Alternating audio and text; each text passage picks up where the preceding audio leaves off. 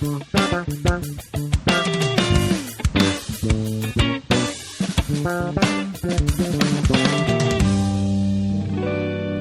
hey, hey! Welcome to Gabriela with one L. This is your host Gab, and I am gonna be talking about my music taste tonight. So, welcome and thank you for joining me again.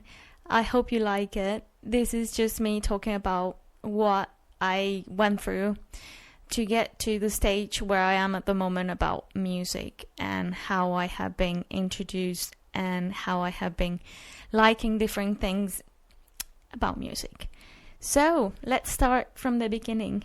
When I was around 11 years old, I remember I was very into pop music, which is everything you could imagine that people will be listening at from the radio. So Britney Spears, Backstreet Boys. I never liked Backstreet Boys really, but that was the type of thing that people used to listen from my age, especially from my age. So NSYNC, stuff like that. I'm not very proud of it, but that's how it happened. And I have an older brother who was very into grunge music back then. He's still into grunge music, to be honest. But he was someone who I just look like up and say, wow, you're cool. He's cool. And I never thought about myself being that cool to be able to listen to that type of music until I grew up and I thought, hey, music is for everyone. So I should be listening to whatever I want to listen to. So that's when I started to listen to Green Day. Green Day was one of the first bands that I ever got into.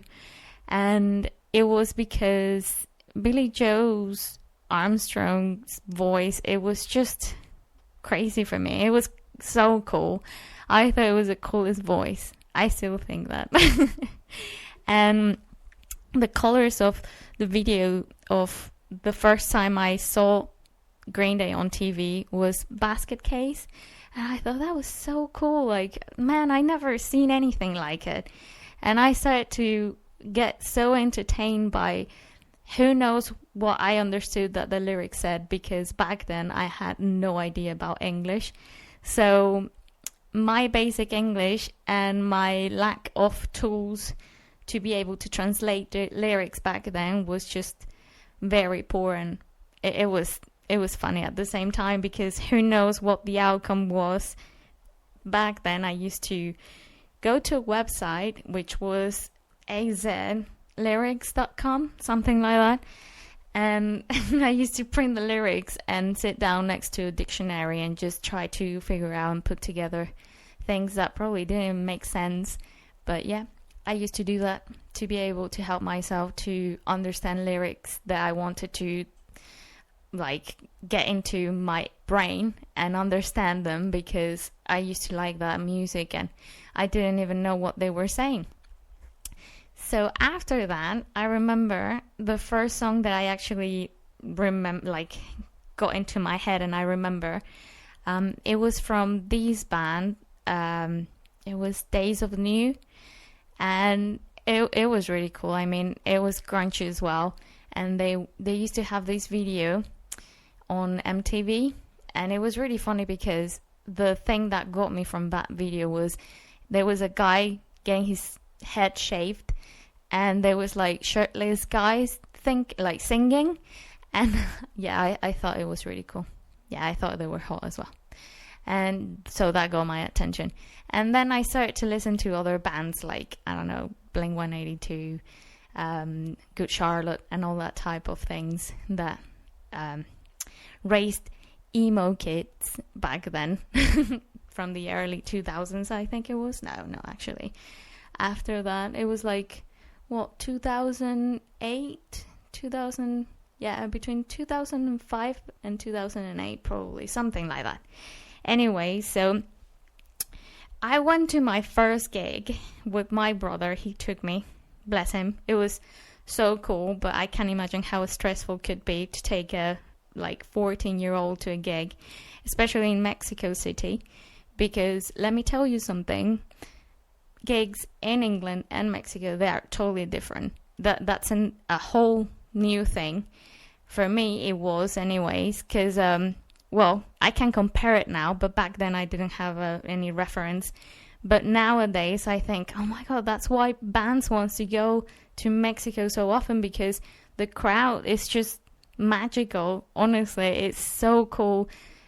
People is just so crazy for bands and the artist that is playing that I can't even put in words. Sometimes it gets really crazy, but I think that's really cool as well. Sometimes it's not that cool because the people in the crowd can be a bit invasive. So depending on what type of person you are, if you're very freaked out about people getting very close to you, yeah, I don't recommend to go to a gig in Mexico.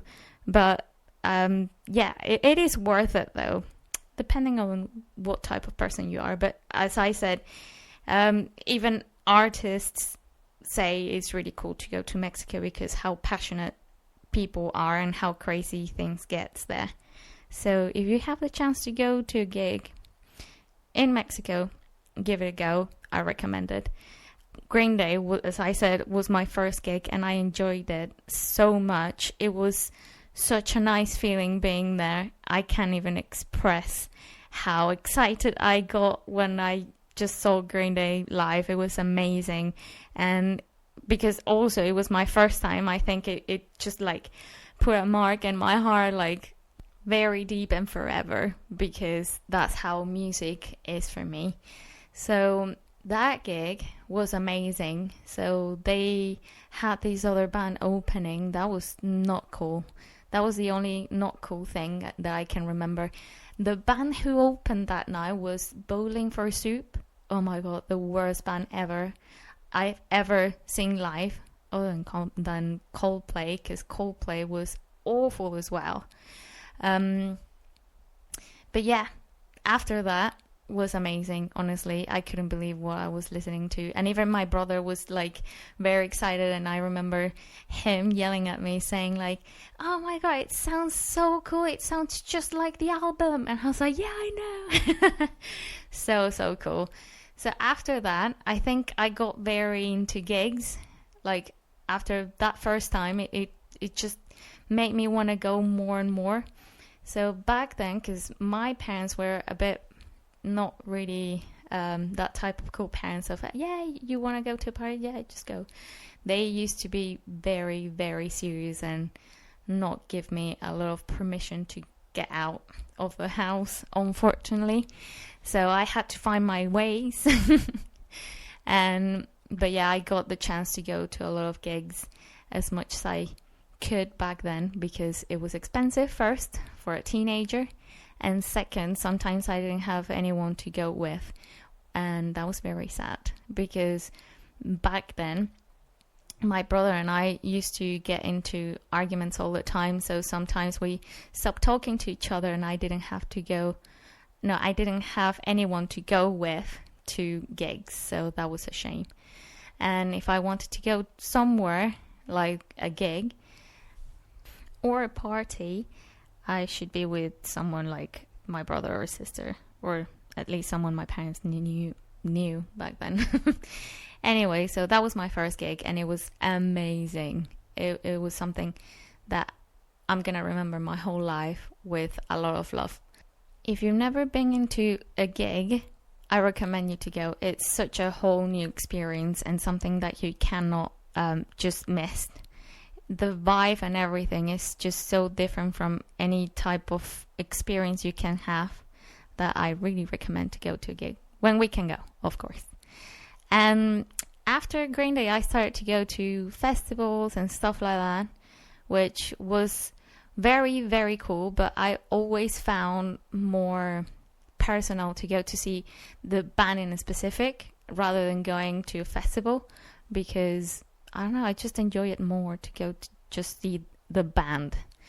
And well, that was my first gig, Green Day, and then loads of other bands that I saw live were amazing. The one that it's coming into my head is Incubus was amazing. 9 Inch Nails was amazing. Pearl Jam, I've seen Pearl Jam 3 times now. One in Chicago, the other one in Mexico City, and the last one was in London at the O2 Arena. That was so cool. And it was the last gig I went to.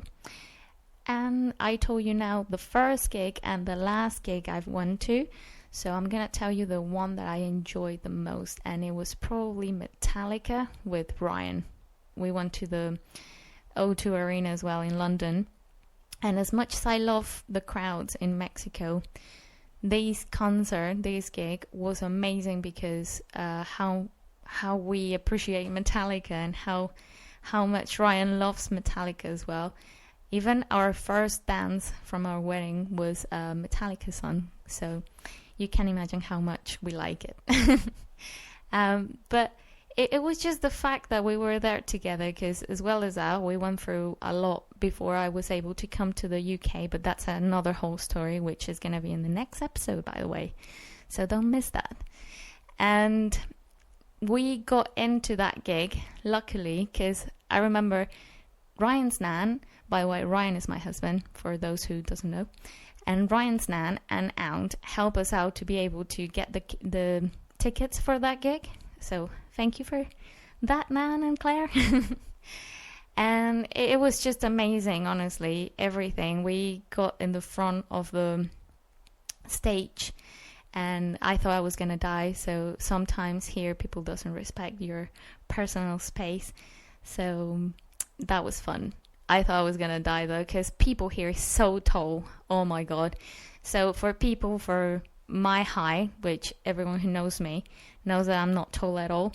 So that is a problem. That's why I need to be jumping up and down and do my cardio every gig. That is fun. But the next day is not that fun because I can't even walk. But yeah, it helps a lot to see the bands, or at least someone really kind and cool will put me into their shoulders. My brother always did that, and Ryan always, when we can, we do that. But sometimes people gets annoyed, which I understand. But that was the experience that I had here in England. That was one of the best gigs I've ever been. Metallica was amazing as well. The sound was, oh my God, to die for as well. And the stage was something I've never experienced either, because it was round. So you were able to see the whole band, and that was pretty cool as well. And they were moving all the time. These screens, the squares that comes from the ceiling as well. Anyone who is aware of that and knows about the band knows what I'm talking about. Everyone who doesn't, I'm really sorry, but you will have to Google it or YouTube it. And going back to the other gig that I mentioned about Pearl Jam in Mexico City, that time I'm going to tell you a story. So we were at the gig, and all of a sudden I start seeing these cups flying like from the sky.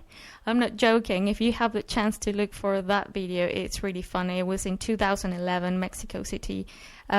Keep on Rocking on the Free World, I think it was that song. And it was just amazing. If you can, just go and find a video, because it was very interesting to see all those cups raining. Until I found out, well, I didn't find out, I always knew that, but until I remember that people uses those cups to pee on them. Because, I mean, it's very difficult to manage to go to a toilet, so sometimes people just have a wee on a cup. That's when I started to think, oh my God, I hope it's just beer and water. I'm just gonna make the most of this time I'm talking and say thank you to my brother for showing me and having the patience and time to be there and lending me all those albums that probably sometimes I didn't get back. You know, those things that are inside albums and I didn't fold them properly. That's when I realized he was gonna know that I took them. But anyways, I really appreciate how much I learned from my brother and all that type of music, because it made me who I am, I think. And I have to say I thank that as well, because it gave me the initiative to be able to learn more English and be able to actually understand what that music that I was very into was saying to me. And I don't know, I just felt connected and I felt the urge of knowing what it was saying to me. And gosh, those songs, honestly, they say a lot of things that I can connect or identify myself with, which is pretty cool. I mean, bands like Pearl Jam will always be in my heart. Even though I always be very aware that I was very emo back then, when I used to listen to Blink-182, My Chemical Romance, Yellowcard, Evanescence, Sum 41, The Used, You Meet World, Simple Plan, Paramore, Death Cab for Cutie, The All American Rejects, Papa Roach, New Found Glory, Dashboard Confessional, Puddle of Mud, The Offspring, Rancid, and all that type of music that actually made me who I am as well. I'm a mixed. That's how I call myself. I'm a mix because I've never been into one type of music. I have been listening to a lot of things because I enjoy it. I really do. There was some time in my life that emo and punk rock things were not enough for me, so I started to dig more and start discovering more things like, I don't know, Portishead, Radiohead, and all that type of very sad music. Because it wasn't enough drama for my teenage years, so I got into very depressive music after it. I also have stages or times where I listen to very heavy stuff like Meshuggah. That's so cool to listen to when you're feeling a bit frustrated or angry. I love it. I love it. I love Mudvayne as well, which makes me want to get my anger out or something out of my system with that type of music, which I love and enjoy. And I also enjoy music in Spanish. I like Natalia Lafourcade, I like Molotov. People who is from England has no clue, but if you know, you know. If you don't, it's okay. Just Google it. And I also enjoy things like very typical, like from where I come from, that are called pirecuas michoacanas. I love them. I don't know, it's just something that makes me feel very nostalgic as well. And it's something that it just reminds me of where I come from, and that's nice. Well, I think we came to the end of this episode. I hope you enjoyed me talking about, I consider, one of the most enjoyable things for humans. So please, if you have any funny stories about any gigs, or if you want to share what type of music you like, or any new music or bands or anything related to music, please share in the comments. I would love to read it. And I also want to thank Jake and John from Wire Design for my intro. Go and check their band out as well. They are called Wire Design, and it's pretty cool. So thank you for listening. I hope you enjoyed. The next episode, I'm going to be talking about resilience, specifically when you go and live in another country, with funny stories. Thank you very much. Peace out.